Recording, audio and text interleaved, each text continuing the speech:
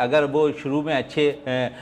विकेटें निकालने में कामयाब हो जाते अच्छे बैटर्स के, तो शायद इस वक्त जो तसलसल है ना इस टीम का दूसरा नज़र आ रहा होता और यहाँ पर फतह शायद लाहौर कलंदर्स के नाम होती। लेकिन आप समझते हैं हारिस को जिस तरह इरफान खान नियाजी ने खेला सेकंड लास्ट ओवर के अंदर, और फिर जिस तरह वो एतमाद के साथ इरफान खेल रहे थे, और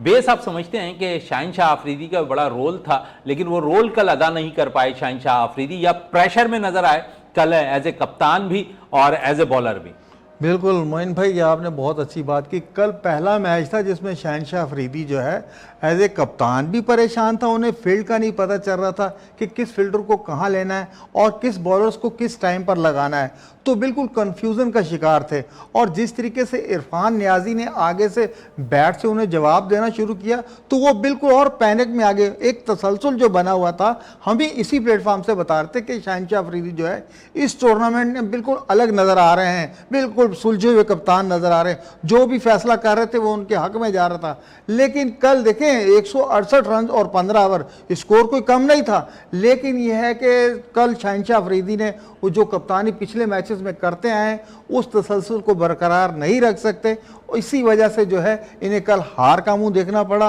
और आगे आने वाले मैचेस में जो है और भी जो है इम्तिहान लाहौर कलंदर के और भी ज़्यादा सख्त आने वाले हैं।